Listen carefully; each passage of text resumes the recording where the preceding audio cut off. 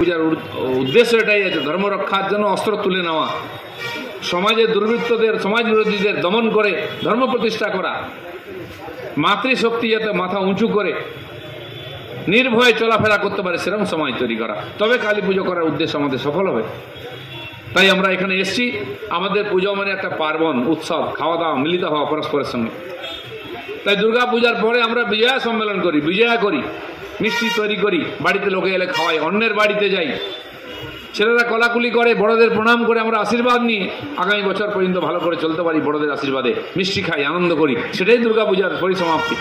ঠিক কালী পুজোর পরে, কালী পুজো হয়ে গেলে দুদিন পরে ভাতৃ দ্বিতীয়া, ভাই বোনের মধুর মিলন, বাড়ি বাড়িতে আমরা মিষ্টি খাই, একসঙ্গে খাওয়া দাওয়া করি, মিলিত হই। সারা বছর হয়তো বোনে ভাই দেখা হয় না, কিন্তু এই দিনটাই দেখা হয়।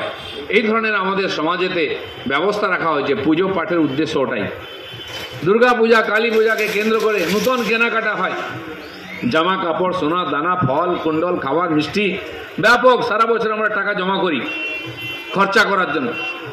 আর খরচা এমন করি, বাড়ির প্রত্যেকটি মানুষকে সুখী করি। বাড়িতে যে কাজ করে, যে পশু পাখি আছে, সেও কষ্ট না পায়, সেও আনন্দ পায়, তার জন্য আমরা দুর্গা পুজোতে আনন্দ করি, খরচা করি।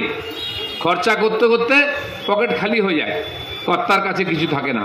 ঠিক দুর্গা পূজা দেখুন, দুর্গা পূজাকে আমাদের গ্রামের দিকে বড় পূজা বলে, সবচেয়ে বড় উৎসব। কেন? সপরিবারে মা এসছেন, বাকি সব জায়গায় একা একা ঠাকুর, কিন্তু ছেলে মেয়ে নিজের বাড়ির বাহনগুলো নিয়ে এসছেন। বাবার সঙ্গে ষাঁড় এসছে, মায়ের সঙ্গে সিংহ এসছে, ইঁদুর, পেঁচা, ময়ূর, কেউ বাদ নেই, সাপটা পর্যন্ত বাবার মাথায় চড়ে আসে।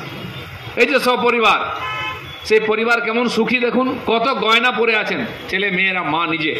কে পরিয়েছে? বাবা মহাদেব স্বয়ং। সব কিনে কেটে সাজিয়ে গুছিয়ে শ্বশুর বাড়ি পাঠিয়ে দিয়েছে। তাই করতে করতে পকেট খালি, নিজের জন্য জামা কাপড় নেই। কি পরে আছেন বাবা? বাঘছাল পরে থাকে, যেটা পেতে বসে সাধনা করে ওইটা পরে চলে এসছে। লজ্জা করে শ্বশুর বাড়ি যাচ্ছে, খালি গায়ে বাঘছাল পরে চুপ করে উপরে লুকিয়ে থাকে, দেখতে পাবেন না শিব কোথায়।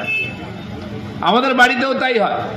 যারা কর্তারা এখানে আছেন জিজ্ঞেস করুন, বাজারে যান যখন, আপনারা সঙ্গে যান, মায়েরা অনেক সময় এটা কিনি ওটা কিনি, বাড়ির সবচেয়ে ছোট যে বাচ্চা, নাতি নাতনি, ছেলে মেয়ে, তার জন্য আগে আমরা কিনি। বাড়ির বড় আছেন, বাবা মা ঠাকুমা, তাদের জন্য কিনি।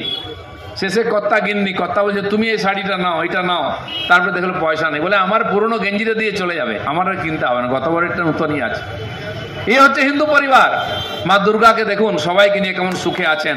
এটা হচ্ছে আমাদের বাঙালি পরিবার, হিন্দু পরিবারের উদ্দেশ্য দুর্গা পূজার, সবাইকে নিয়ে সুখে থাকা। শুধু তাই নয়, এমন মিলেমিশে থাকতে হবে, কেউ যেন কষ্ট না পায়, ঝগড়াঝাঁটি না হয়। আপনি ভাবুন, জঙ্গলের সিংহ রাজা, তার সামনে যদি ষাঁড় আসে, গরু আসে, সে ছাড়বে? সেদিন তো তার পিকনিক হয়ে যাবে, ঘাড় মোটকে খেয়ে ফেলবে তাকে। ময়ূরের সামনে যদি সাপ আসে, বাঁচবে? ময়ূরের প্রধান খাদ্য হচ্ছে সাপ, খেয়ে নেবে। পেঁচার সামনে যদি ইঁদুর আসে, বাঁচবে? সেকে তো খেয়েই নেবে। কিন্তু দেখুন, একই পরিবারে বিভিন্ন রুচির, বিভিন্ন ধরনের লোকেরা, পশু পাখিরা এক জায়গায় আছে, কেউ কাউকে ক্ষতি করছে না, কষ্ট করছে না, কাউকে মারছে না, কাউকে হিংসা করছে না। এটাই আমাদের ধর্ম।